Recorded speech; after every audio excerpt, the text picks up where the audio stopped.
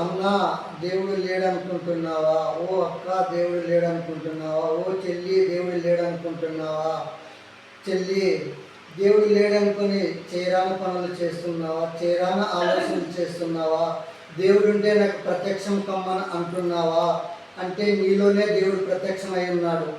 Bible గ్రంథం ప్రకారం ఆలోచిద్దాం. బైబిల్లోన ప్రకటన ప్రకటన 21:3 అప్పుడు ఇదిగో దేవుడు నివాసము మనుషులలో ఉన్నది, ఆయన వారిలో కాపురం ఉన్నాడు. దేవుడు మనలో కాపురం ఉన్నాడు. మరి నువ్వు దేవుడు కాపురం ఉన్నప్పుడు నీలో దుర్నీతిని ఎందుకు పరిపాలిస్తున్నావు?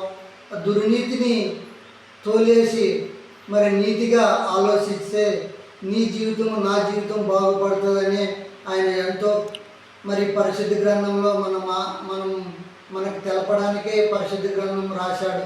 మరి ఒక్కపార ఆలోచించున్నావా అక్క, ఓ చెల్లి?